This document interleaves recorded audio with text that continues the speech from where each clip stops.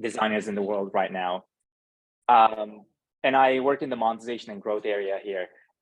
Prior to Figma, I worked for about 2 years at Duolingo as a data scientist in the monetization area. And in case you don't know, Duolingo is an edtech company that has a stellar language learning app. If you want to learn a new language, you should try it. And prior to Duolingo, I was at Stanford. That's where I got my PhD from. I studied organizational theory and experimentation there. My history with R is it goes back to about like 7 years. And when I say R, I started using R at the same time I started using Tidyverse. So it's been like I've been kind of on this like the new generation of R users, sort of you know, kind of. And funny enough that I actually learned from Hadley Wickham himself how to use R at an amazing class called Stanford Data Lab at Stanford, which was a privilege. And I've also been a big fan of Our Ladies for many years. I've actually attended a couple of in-person events in San Francisco before the pandemic. I've attended a couple of online events after the pandemic. So I was really excited and you know, grateful to get this invitation from Somaya. All right, so let's talk about the goals and agenda of this talk. Just to, you know, set the expectations straight, this won't be an in-depth survey of all causal inference methods, as much as I would love to do that. A 45 to an hour long talk is unfortunately not enough for that. And this is also not going to be a, you know, a complete exploration of all capabilities of fixest. Instead, I try to find the middle ground between these two, and I'll just give a brief introduction about causal inference methods and how to implement them in fixest. And particularly, I will essentially do 2 case studies of causal inference and go through the different steps of implementation. So we'll just start with why care about causal inference? What is it? Why care about it? And then we'll talk about what is fixest and why you should use it. Then we'll do a case study on instrumental variables. And then we'll do a case study on difference and differences. I hope that sounds great to everyone. So why you should care about causality. If you have ever been to a course presentation about causality or causal inference, this is pretty much a joke that everyone uses, but I think it gets at the heart of it so well that I just ended up repeating this cliche. But the main problem, not the problem, but main point is that most of the questions in life are explicitly or implicitly causal. And this is true for like academia, industry, or even personal life. Like you might be wondering, why does my grandpa is becoming more and more conservative every day? Is it because he watches Fox News all the time? And you know, another alternative explanation can be like, oh, maybe because he's getting more conservative, he enjoys watching Fox News more and more. These are really tough questions to answer, but essentially questions like that are causal. In academia, most of the time, this causal framing is much more explicit. So you would, I mean, I'm sure many of you work on causal questions, and you know, just a simple example would be like a medical researcher trying to understand what is the best exercise regime for diabetes. That question essentially is about the causal effects of different exercise regimes and how they influence outcomes related to diabetes. And in industry, again, you will have a lot of causal questions. I think the trick here in the industry is that most of the time they will be really implicit. Like people who are asking you the question won't most of the time understand that they're asking for about some like causal relationships. So for example, like a product manager might come to you and ask like, oh, why did our retention rate decline? Or like another person might come to you and say, hey, can you tell me what feature of our product makes people more likely to pay us? These are, again, all inherently causal questions. So this follow-up question to this is, okay, we know that causality is important, but what about causal inference? Like why you should care about it? We all know that experiments meaning randomized controlled trials, are the best way to study causal relationships. We're all taught that you know, experiments are the gold standard of scientific evidence, and which is correct, right? But the problem is, most of the time, experiments are not feasible. I'm sure many of you have been in this situation where you have this brilliant research question. You want to study it. It would be amazing to have an experiment, but it's just not feasible. Maybe there's a financial problem, it's too expensive, maybe there are ethical limitations, or just practically it's really hard to do. The best next thing you can do in those situations is natural experiments. Natural experiments are sort of lucky breaks in the observational data. They're not randomized controlled trials. And the point about causal inference is that it gives us tools to take advantage of these natural experiments in our observational data. Essentially, you can answer a lot of questions that you wouldn't have normally with causal inference and combining them with natural experiments. And I think this applies to academia and industry equally. And even if you don't find this intrinsically interesting or useful, I think there are a lot of cynical reasons too. First of all, there is a lot of demand for causal inference skills from tech companies, especially large tech companies have teams and teams of causal inference experts. And you don't even have to be a causal inference specialist. You can just be a regular data scientist. Even most of the companies nowadays expect some causal inference knowledge from just like run-of-the-mill data scientists. And interestingly enough, that causal inference skills are still in very low supply.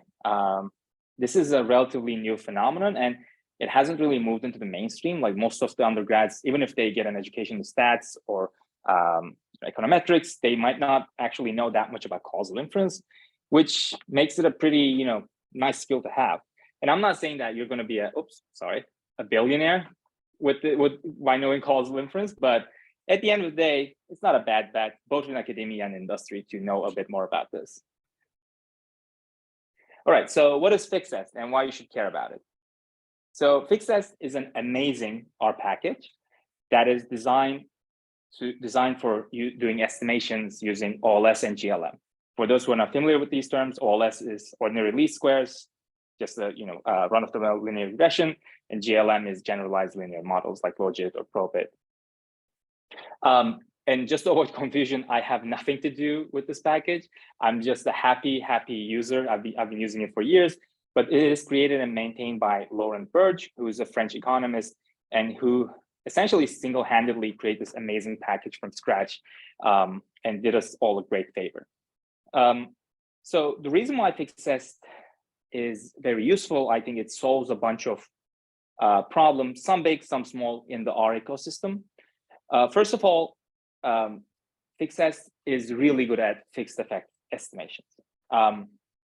If you ever work with fixed effects in R, you know that there are a lot of packages that can do it, but they tend to take a lot of time, especially with larger data set or larger number of fixed effects. I personally had experiences with just these older packages where it took me like 2-3 hours to run a single line of code because it just takes so much to run. Fixest essentially uses a novel method that makes fixed effect estimation extremely fast and efficient. And this is where the name comes from, by the way, fixed effects to fixest. Second, it makes standard error related calculations really practical and intuitive. And what I mean by this is, if you again work with standard error related questions in R, you can do it. It's not impossible, but most of the time the work is not really streamlined. You have to use different packages. You have to go out of your way to create new objects and combine them with your initial model. It's kind of this like clunky process. Fixest, I think, solves this by integrating all of these steps into a single function or a couple of functions that actually makes it really easy to work with all sorts of different standard error calculations. Another, I think, nice thing is that fixest combines a lot of different OLS and GLM type models together in a really intuitive and simple syntax.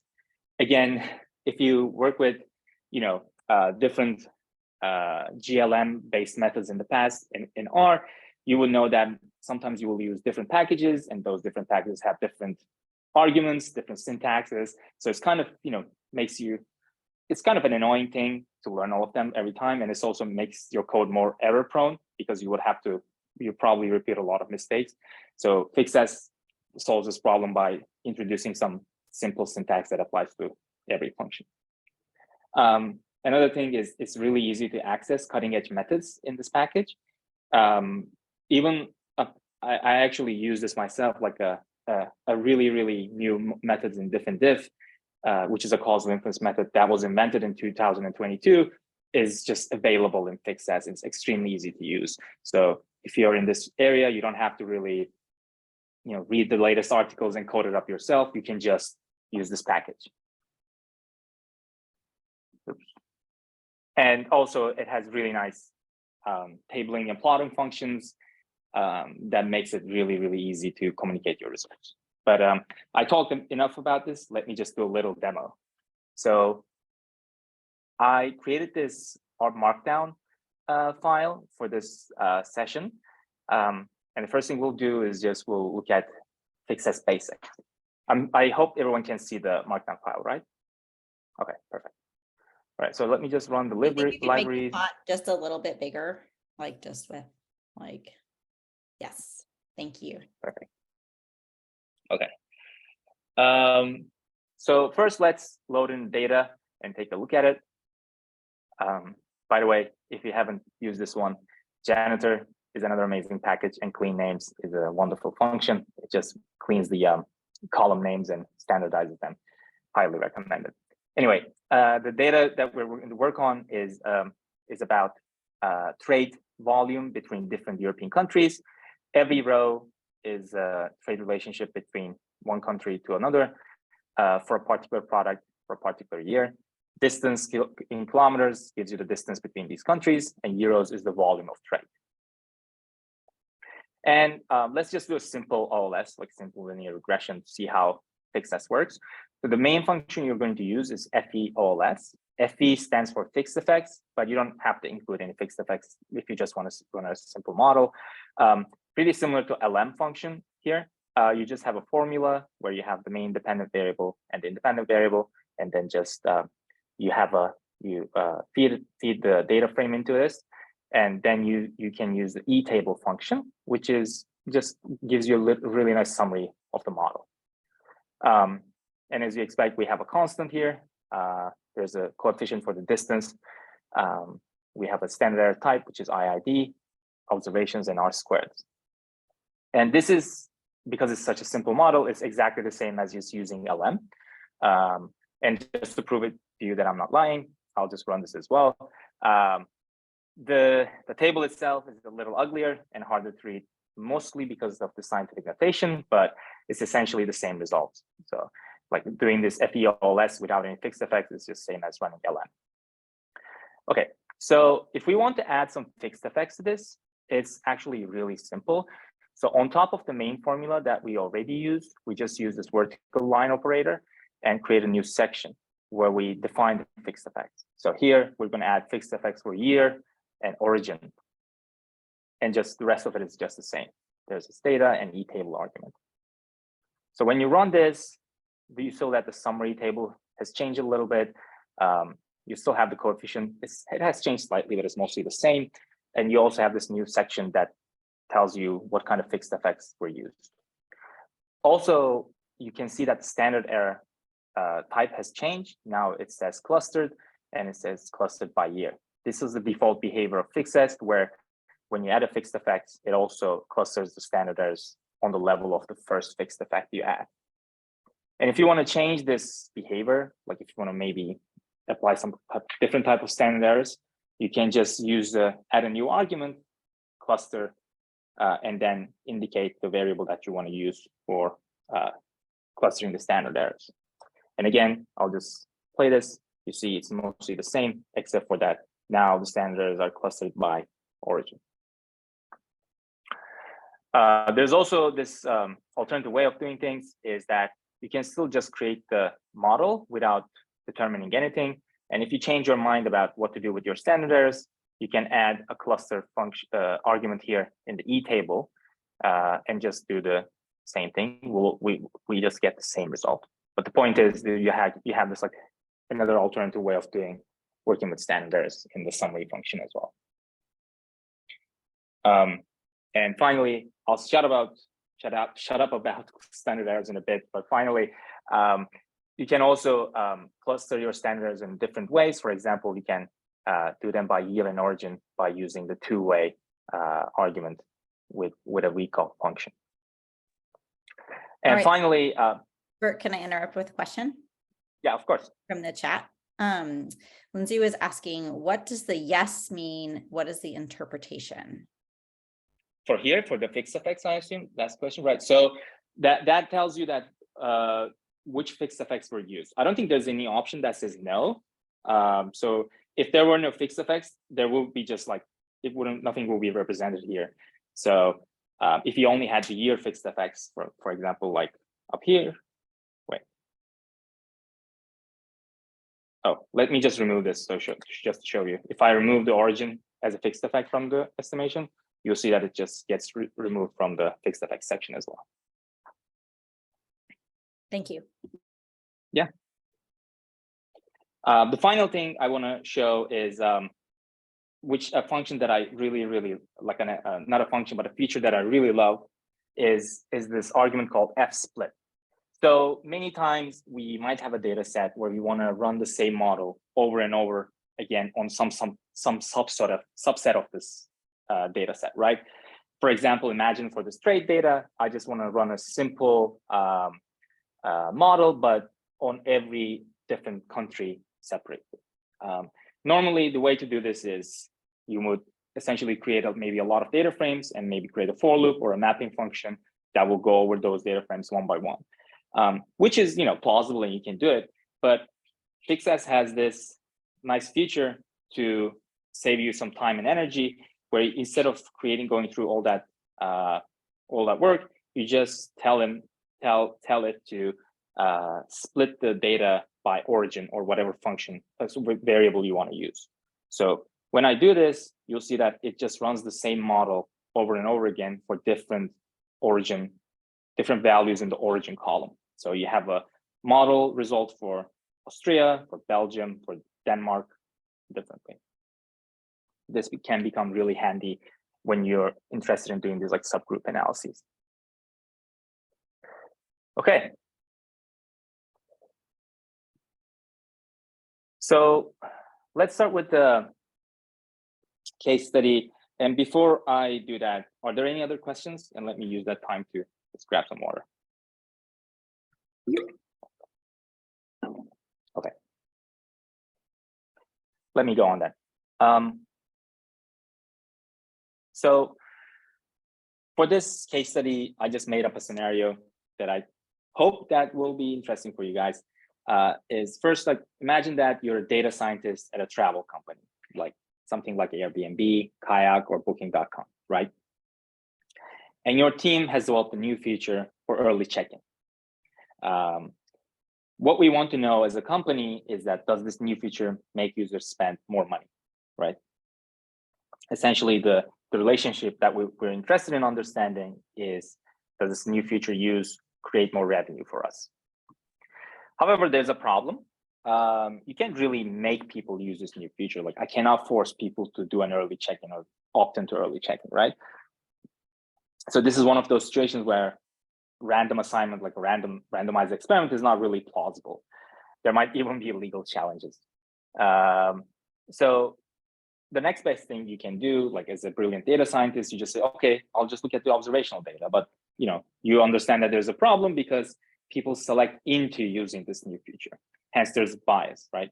Even if you find that there's a correlation between using this early check-in feature and spending more money on the platform, someone might argue quite convincingly that maybe only the really enthusiastic customers try this new feature, and they are inherently more likely to spend more money on our platform, right?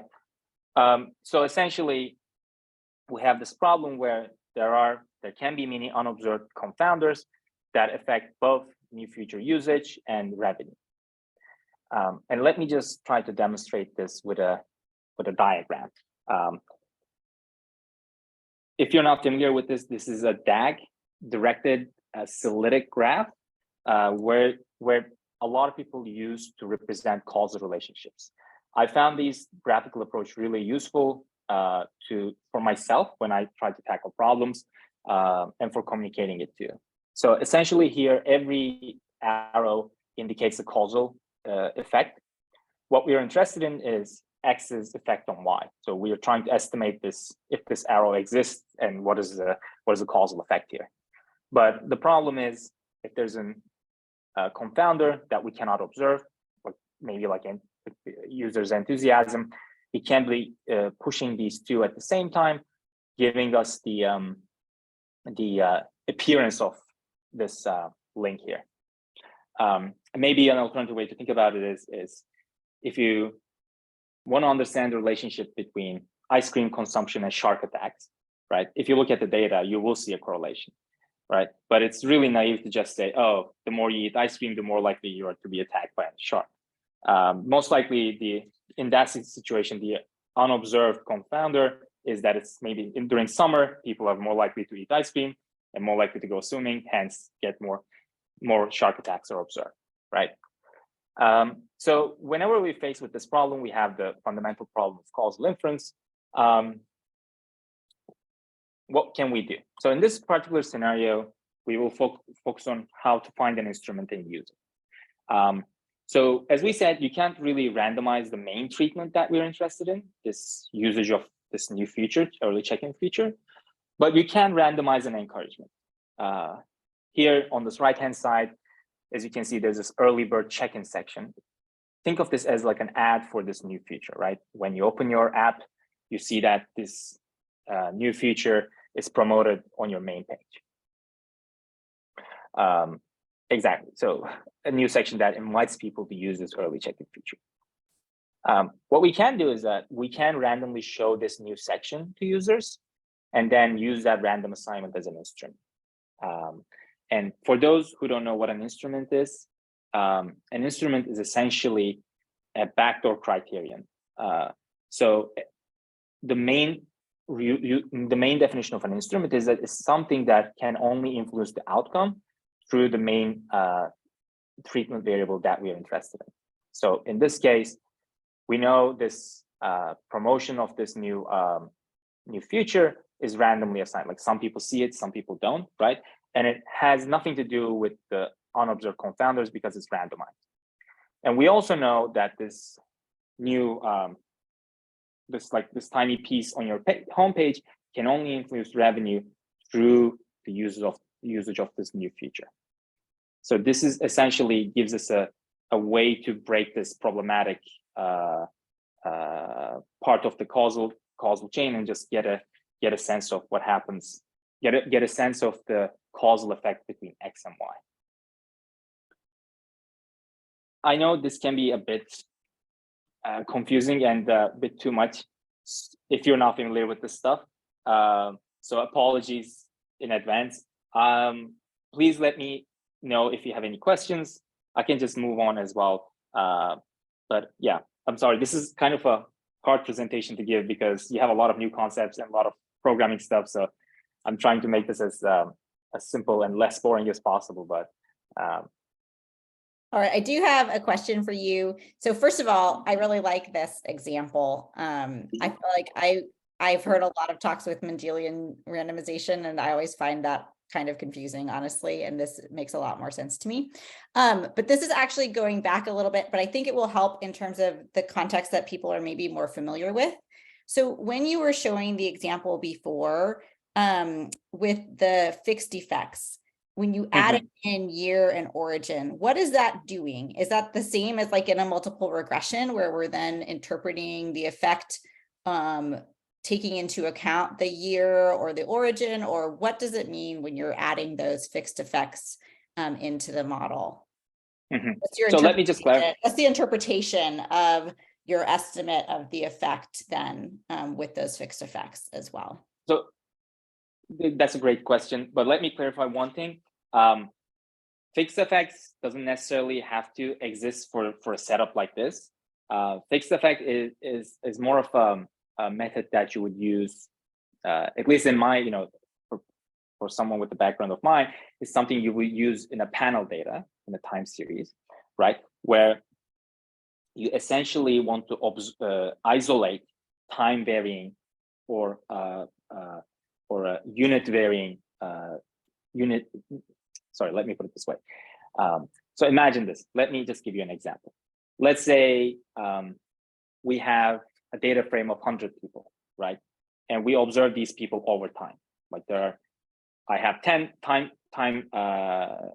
points for Margaret, and I observe Margaret, say, taking an exam 10 times, right? And we're interested in some kind of educational intervention where, like, maybe we give people candy after exams and see if they will make them work harder the next time, right? What a fixed effect does, if I add a fixed effect for every student in a situation like that, it aims to isolate every student's non-time varying features and just isolate and like get rid of them, right? When I run that, when I add a fixed effect and run that analysis, what I want to understand is the effect of the treatment itself, not like Berg specific things or Margaret specific things. And the assumption is that there are some like Berg specific things that Berg does all the time throughout the time series, right? So I want to just add a Berg fixed effect, and that will just like essentially it will take out a constant from all of the observations that are related to me and set it aside so that we can isolate the treatment effect for every user. Does that make sense? Yeah. So the same goes for like time periods as well. Maybe there's something about week 5 that affects everyone, but I'm not interested in this like week 5 specific effect. So I add a week fixed effects, right, for every week that can isolate those week specific effects and get rid of them. It's sort of similar. I mean, I think, I don't know, Lindsay, I don't want to speak for you, but I know like I don't work with time varying data very often. Actually, I tend to work with cross-sectional data. And so remembering that that's what the fixed effect is doing is a little bit like, it wasn't, jogged in my memory right when I first saw it either. So thank you for taking the time to explain that. I hope that that helps clarify that it's a little bit of a different data type that we're talking about, where you have correlated data, but you have to also think about the sort of underlying mean shifts that are happening from person to person or from year to year that you want to move out of the way as you're trying to look at the actual change over time, basically. Exactly. Yeah. I think that was it in terms of a question. Yeah, please, if you have questions, I'm happy to answer. But again, going back to this point of instrument. Actually, sorry, someone asked, is that similar to a control group? It's not a control group. So that's a great question. It's not a control group. So let's go back to the like candy example, right? Imagine that. So control group in that case, what would that be? A group of students that never get the candy after exam, right? So fixed effect is not about the design itself, like design of the experiment. It doesn't help you introduce a control group. It's almost a modeling choice in the sense that when you want to understand the average treatment effect, independent of all the individual varying factors over time, how can you isolate that? Fixed effects help you with that, but it's not a control group. In many cases, a control group is way superior to fixed effects. It doesn't solve all the problems that a fixed effect is trying to solve, but it would definitely be an improvement. Okay, perfect. Okay, so let me just maybe go over this again before I go into the implementation about the instrument. Again, the point is we want to break this triangle on the right-hand side because we want to get rid of the effect of a U. So I find an instrument, a new variable that has nothing to do with this unfounded confounders. And I know that this Z can only impact Y only and only through X. That's the main idea of an instrument. I'm trying to think if there's a, so this problem is, the specific problem that we're trying to solve is called non-compliance. This might be a common case in many drug trials, for example. You cannot, in many cases, you cannot force people to take a drug, or maybe, so you can maybe give them an ad or a brochure so they would partake in the experiment. But anyway, let me just move on to the code and see how this happens. So again, let's just load in our data and see what it looks like. It's a pretty small data set. We have an ID number for every user. We have the encouragement treatment. This is Z. This is Z here, this variable. Feature use is the main thing that we wanted to estimate it from the beginning. Sorry, we wanted to see from the beginning, and revenue is our main dependent variable, how much money these people make. And on top of that, I have just two dummy variables that indicate whether this user is an iOS user, an Apple user, or is this user from US. So for the simplest case of ID, we again use this FEOLS function. And don't let this one distract you. It's just when you don't have covariates, you have to put a one as a placeholder. So you just have this like main, the main dependent variable here, revenue, and one is a placeholder for covariates, as I said. What you do is you again use this vertical line operator and add this additional model that indicates the relationship between the instrument and the endogenous variable. So if we go back here, the second part of this code is, the first part is about the revenue, the outcome, the second part is about Z and X. So here, Z is here, feature use is the X. And the rest is just pretty simple. Like we have the data and the e-tape. So this is unlike what you would get from a randomized control trial. This feature use coefficient is not the average treatment effect. It gives you a local average treatment effect for people who complied with your encouragement. So if someone was told to use the app and they do, that person is called a complier. And if someone is not given the encouragement and they do not use this feature, they're again called a complier. But we just want to understand the effect for people who essentially do what they're told in a funny way. Let's say you're happy with this basic model and you understand what it means, right? And for whatever reason, you want to add a covariate. You want to understand. You just want to control for whether this effect changes for people who are from the US or not, right? So you just, instead of that one here, you add the covariate that you're interested in, and you have the rest of the functions exactly the same. When you run it, now you have a coefficient for US, but as you can see, our feature use is not affected that much by it. This is still, and this US coefficient is not a causal, it's nothing causal, it's just, again, a covariate. And if you were to go a little bit further and make this model a little bit more complicated, you can add even more, you can add fixed effects. So again, you have the main formula here, and this time you create this additional section in between the instrument section and the main formula where you add the fixed effects variable. So we're going to add iOS fixed effects here. So again, this might be a little confusing because now you're using the same operator twice, and like the order might be a little confusing because we don't really indicate anything. We don't really, tell the function that this is a fixed effect, this is an instrument. The way to distinguish them is that here we have a tilde, like the instrument part is kind of like a formula that you would use for an LM. And the iOS part here is, if we were to add more fixed effects, we would just use a plus. There will be no tilde.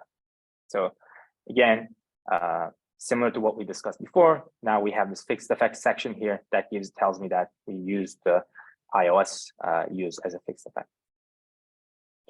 And again, similar to what we discussed before, if I want to cluster standards on different levels, I can just add this cluster argument and tell the function which variable that we want to use for clustering standard errors.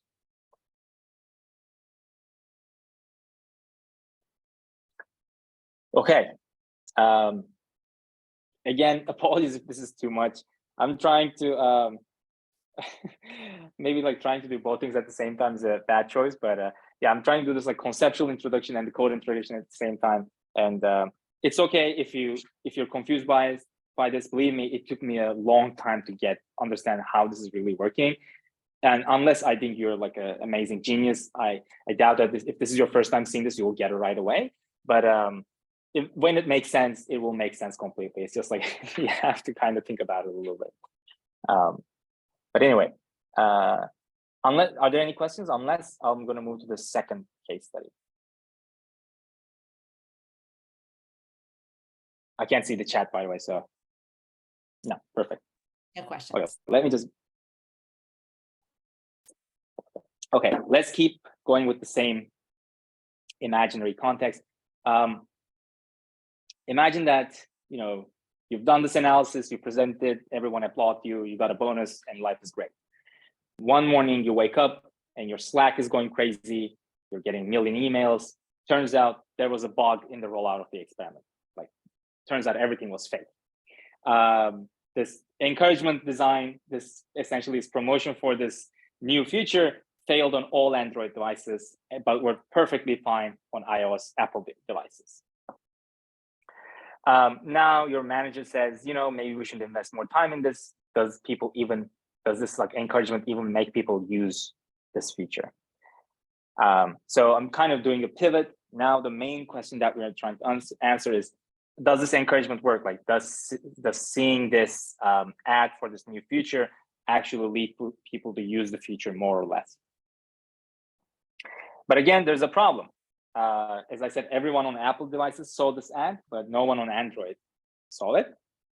So we don't really know if there's a causal effect or not, because if only people who are on Apple devices saw this, so this ad, then it's not clear whether the effect we're seeing is because they're on Apple devices or is it because they actually seen this encouragement. So we have this problem where iOS use is affecting feature use and encouragement at the same time. This is a great setup for diff and diff. Again, this is another one of the fundamental causal inference methods that many people, thousands of academics and industry people use almost all the time. And it's actually the simplest case is really easy. Imagine that you have just two time periods, right? Time 1 and time 2, and you have two groups.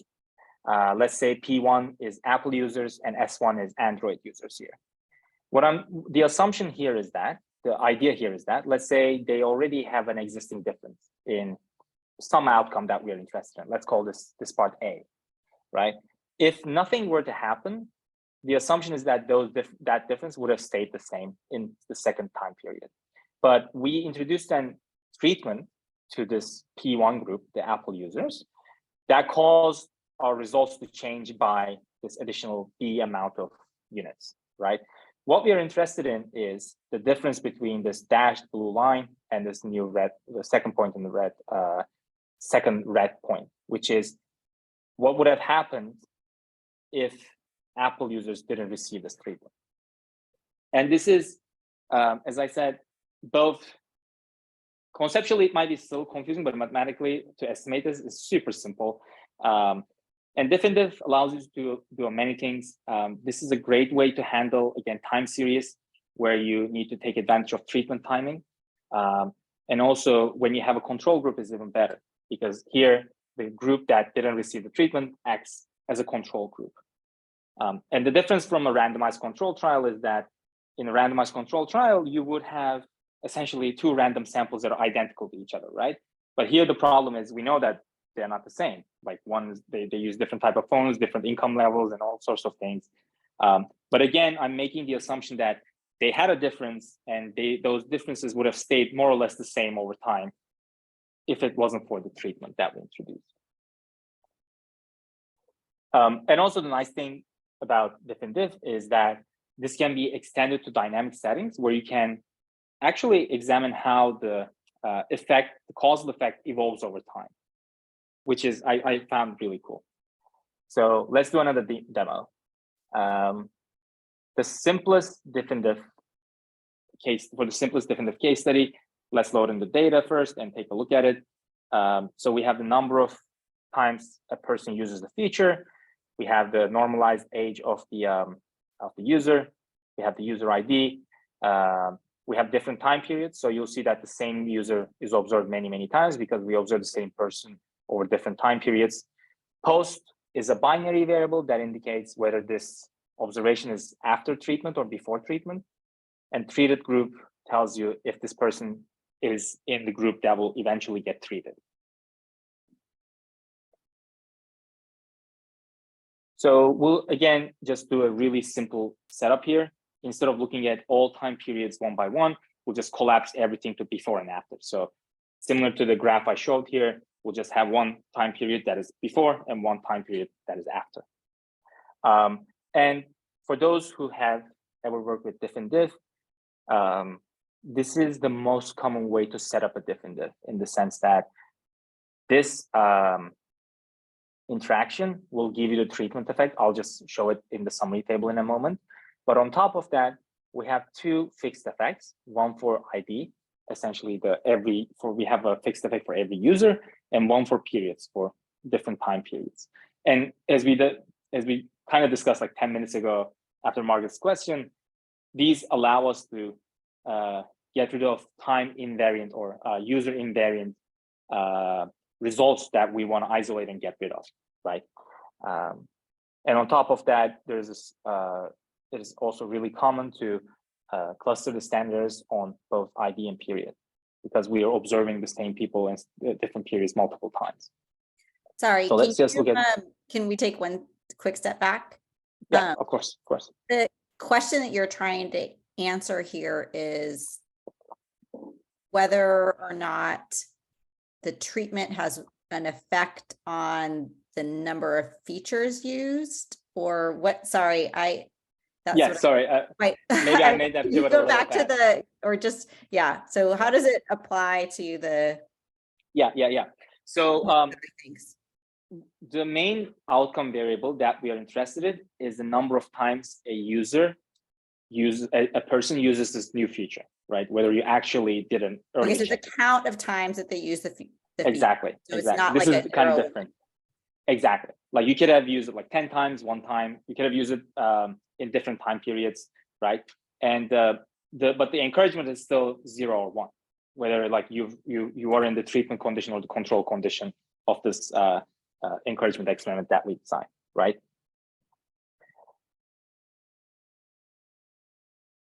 And then, sorry, post is here essentially. Let me go here. Post indicates whether you're in the time period where okay, so that's your binary time variable. Exactly. Okay. And the treatment is, let me go up. Treated group tells you whether you're essentially in iOS or not, right? Like in our case, but what it tells you if this particular user with ID 1 is in the group that eventually got the treatment that we're interested in, because there's also this other group that had never got the treatment, right? That's what we're interested in. And so, sorry, okay. Scroll back up for 1 second.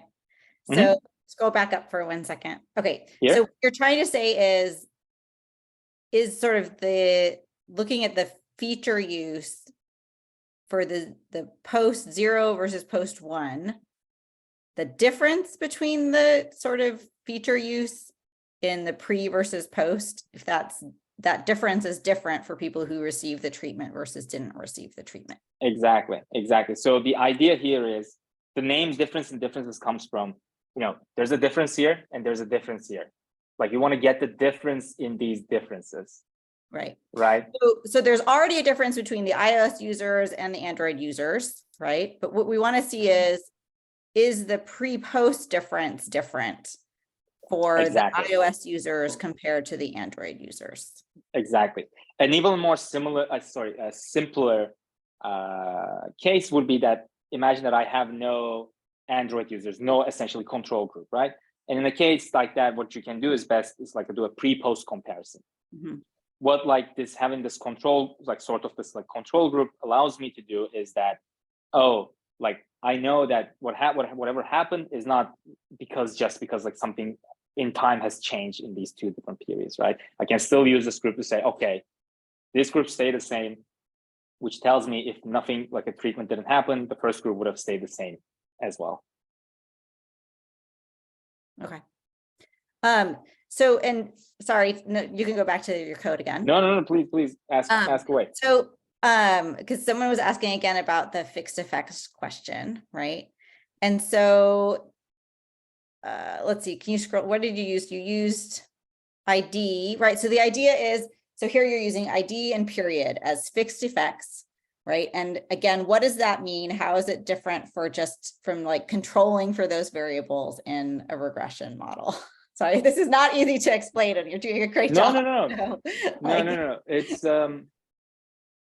but I think for it's hard if you haven't already seen time varying data with fixed effects, it's very hard to get this the first time you're seeing it, I think, too. So don't stress if you're not following, but certainly, Brooke, if you can try to explain again how a fixed effect is different from controlling for a variable by including it in the model. So I think essentially they're mostly the same thing, but controlling for variable means different things for different variables, right? In the sense that if you have a continuous variable versus a categorical variable, like a binary variable versus like a continuous thing, right? Then it's really hard to like continuous variable is not really a cannot be a fixed effect in the sense that you cannot have like for every point in this continuous range, right? You can't have a fixed effect for every point and just use that because it's highly unlikely that you won't have anything. But what that means with categorical variables is that, so for ID, for example, what it looks at essentially says, okay, is this person Burke or not when I'm running the regression, right? If this is Burke, just take all the observations of Burke and find like this, just like pull out the constant from it, right? Like this essentially demean it so that I can look at the effects that like the number that doesn't come from Burke himself, but comes from the treatment. And the same goes for this period idea as well, in the sense that regression in a way asks every time it looks at an observation says, okay, is this in period 1 or 2, right? And if it's in period 1, it says, okay, I looked at all observations in period 1 and their average is 10. I'll just demean that and like get everyone to 0 so that I can look at the I can get rid of this like period 1 specific effect and find the treatment effect. Excuse me. But these are not, by the way, these are not bad questions at all. These are great questions. And actually, like once you actually get into the mathy part of it, the estimators become much more complex. Like I'm kind of trying to simplify it, and I'm actually not like I wouldn't see myself as like an econometrician that will like be able to improve everything on the spot. But these things get really confusing really fast, and most of the time, the intuition is really used to lose track of the intuition. So, these are not bad questions. This is not like something that everyone should have known or anything, No, I mean, if you've just taken an intro stat class, even if you've done multiple regression, like I don't teach this stuff in my intro biostats class. Like this is not something that we really do. So I have a follow-up question to that. That says you have to include ID in the model because otherwise, because this is repeated measure, otherwise the error estimate would be incorrect. Is that a true statement? That is true, but that's different from fixed effects in the sense that is taking care of this by the standard error problem. That's exactly right. Like if you have this repeated measure, you want to cluster your standard errors so that you don't essentially you want to inflate your standard errors to compensate for that, right? And to do that, it's accomplished by using this argument here. The fixed effect in itself has to do with the point estimate. It doesn't influence the standard errors. Like doesn't cluster the standard errors. If you want to work with the standard errors, and that's exactly right. But to do that, you need to work with this WECO or cluster function in FEOLS. Right, so there are two things going on. There's like the shift in the mean, basically, that's by person. And then there's the fact that the data are correlated with each other. So they're more similar than you would expect if they were just independent observations. So the fixed effect will allow you to deal with the shift in the mean by person, and that grouping of the observations for the standard error calculation adjusts for the fact that that's the same person. So it will, like Brooke says, no longer underestimate the variability as would happen otherwise. Exactly. So then another question was, if we wanted to correct for age in addition, how would you look, what would you do to correct for age in this case? Perfect question. You can just add it as an additional variable. I forgot the name of it. Age normalized. You can just add it as an additional covariate in the first function, first part of the formula. Let me just run it. And now you see that there's a covariate for age normalized as well. Right. Also, that was really very helpful, I think. Yeah. And one thing I want to also say is that this post-X treatment group coefficient is the coefficient of the interaction term. So if you remember, post means, are we looking at a period post-treatment time? And treatment group means, are we looking at the person who's from the group that got eventually treated? So this only becomes one when you're in this like post-treatment person and you're in the group that received the treatment, right? So this is what we are interested in here. So that is the difference in differences, right? That's exactly. Right? That's so it's saying not only do you have this pre-post comparison, but you're saying this is the extra bump for being in the treatment. Exactly. It's like the distance between that dashed line and the red line from his. Exactly. This is that 4.05 thing is here. Exactly. This like difference between the dashed line and the red line. Exactly. Okay, so do we still have time, by the way? Sure, I think we can go for a few more minutes. If people need to go, they thank you for coming, and you know, we're scheduled till 5:30 technically, so people really can stick around for the rest. I think you're close to being done-ish, right? Exactly. This is my last. I had lots of good questions. It's important. Exactly. Okay, so also, if remember, I mentioned to you that you can also do this like dynamic diff and diff, where you look at every time period in its own and see how the treatment effect evolves over time. Thanks to, again, fixest, it's really easy to do this. So to do that, instead of just using this regular R interaction operation, you use a function called I, stands for interaction, but it gives you this additional capability that allows you to determine the reference point. So you might ask, what is the reference point? So remember, like now in this dynamic setup, we moved away from just like before and after, like instead of having 2 time periods, now we have 10, right? And so there's this like question of, okay, if I had 10 periods, normally what I was doing was in the simple case, I was looking at the period 2 and comparing it to period 1. But now I have 10 periods. So what am I comparing to what, right? So usually the way to do this is that people tend to pick a reference period, and that period is usually the period right before the treatment, right? Imagine that like there are like 10 weeks, right? And on week six everyone got treated, but on week 5 nothing was there. So usually we take week 5 as a reference point. And the idea here is that when I compare both like post and pre periods to the period right before the treatment, that should give me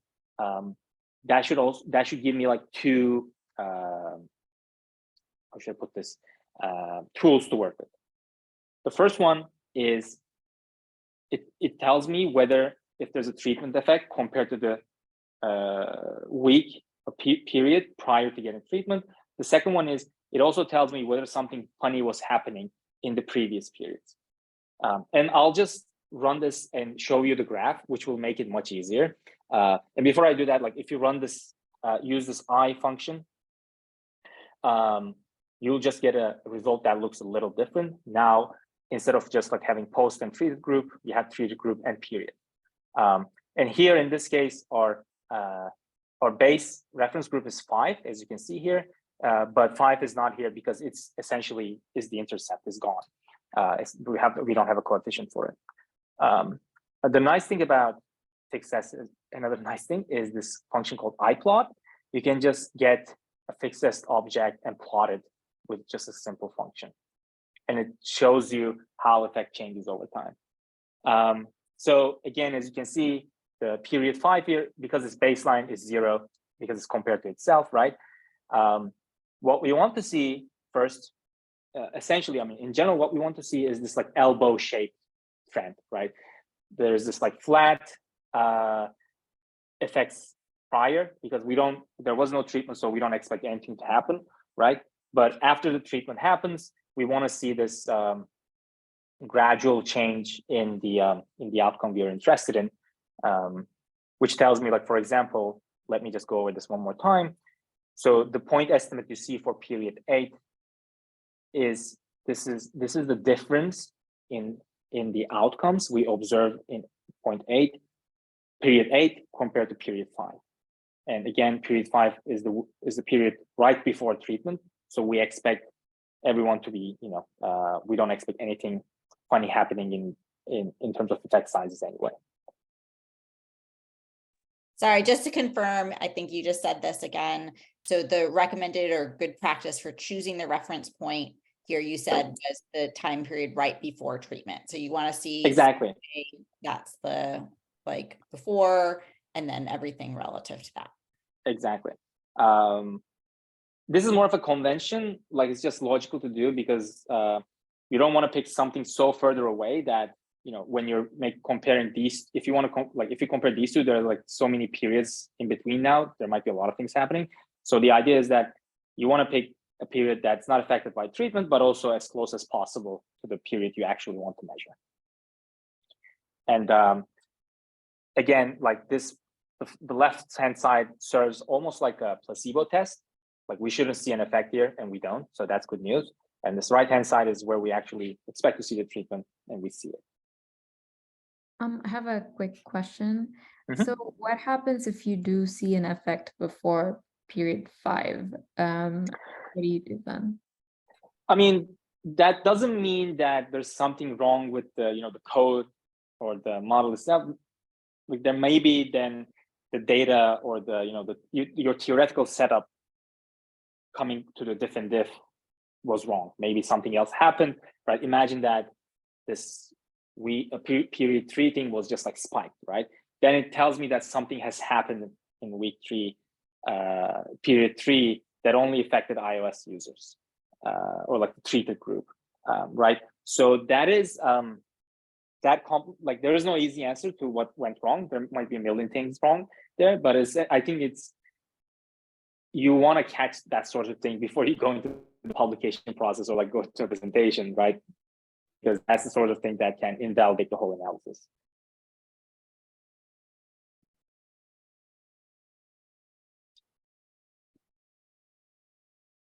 Yeah, let me go back.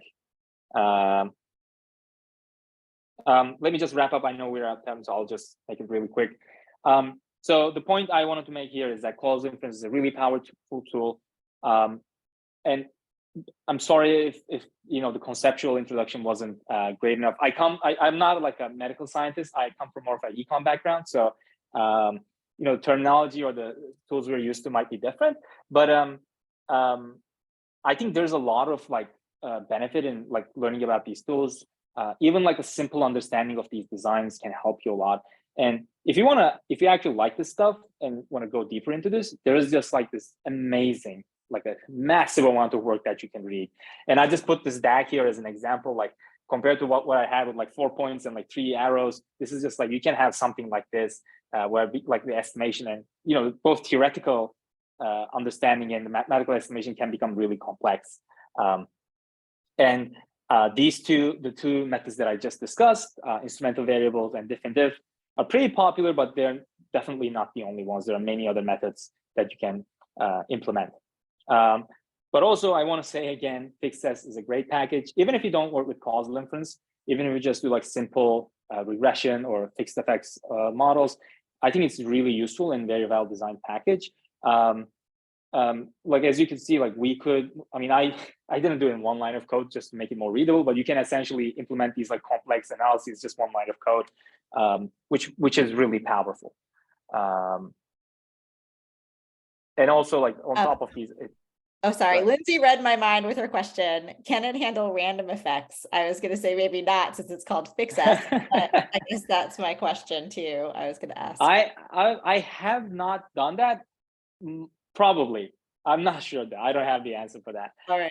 I wouldn't be surprised if it can. All right. We'll have to look into that. Yeah.